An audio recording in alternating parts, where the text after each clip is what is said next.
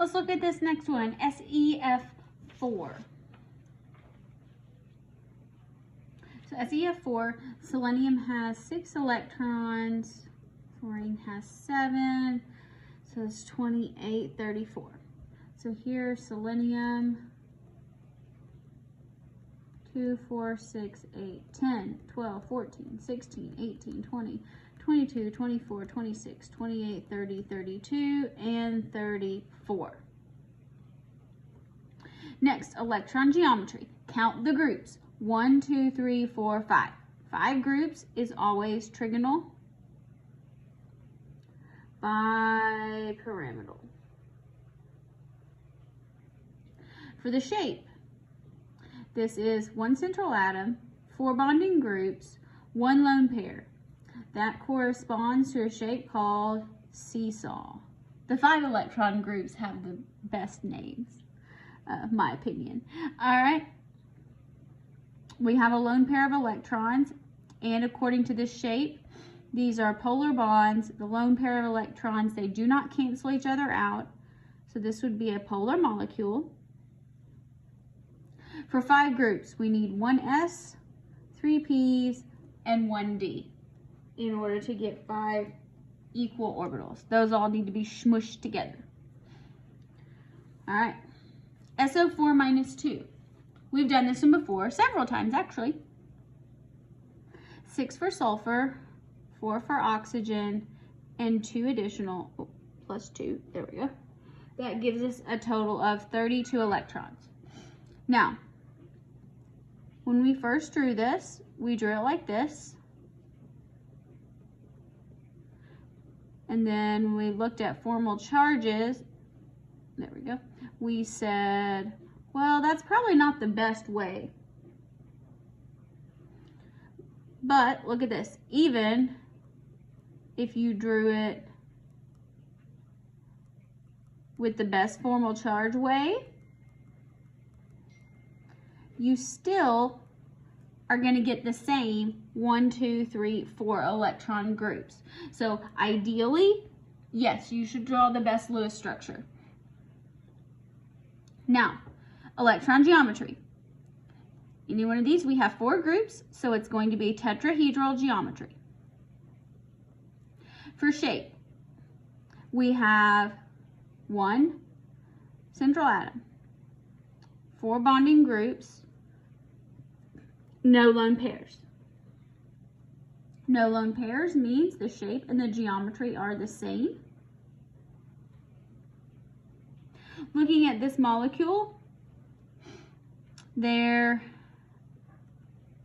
is a 1, not a double bond, again, there's resonance here, no lone pairs. All of these bonds, even though they're polar bonds, they're going to cancel each other out. This is going to be a relatively non-polar molecule. And when we talk about solubility, that kind of makes sense, as you'll think about more about that as to why things aren't soluble in water. Sulfates and carbonates are generally not soluble. That's an aside.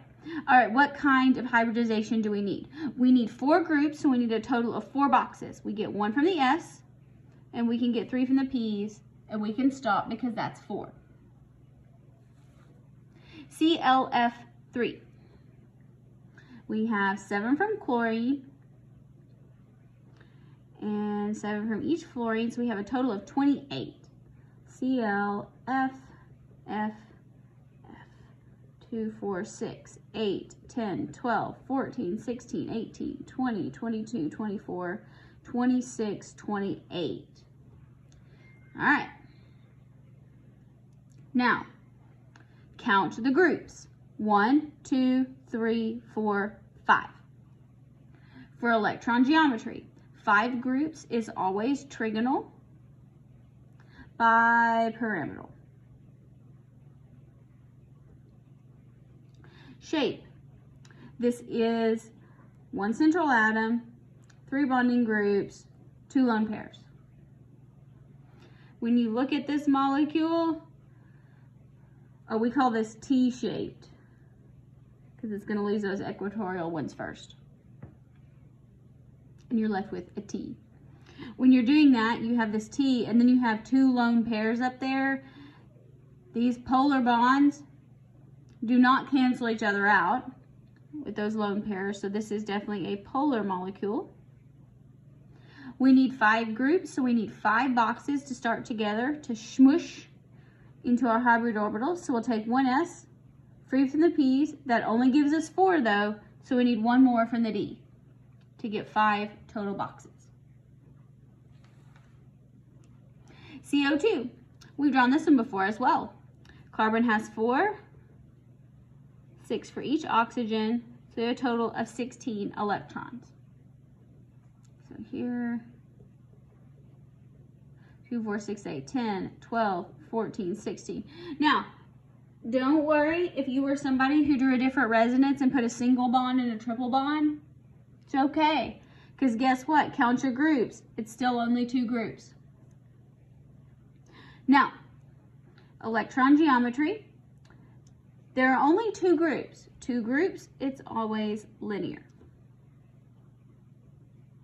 Now, the shape, 1 central atom, 2 bonding groups. For the purposes of this material, you're not going to have lone pairs on this. It wouldn't really make any sense. But if you had like 1 group and 1 lone pair, even if you did, it really wouldn't matter because the shape only has 1 chance. It's linear. Now, these are polar bonds, but they are at an angle where they are going to cancel each other out. So this is non-polar. And our hybridization, we only need 2 groups, so we need 1 S box, and we only need 1 P. Now let's do this last one. SEF6. Selenium has 6, and each fluorine has 7, so we've got a total of 48.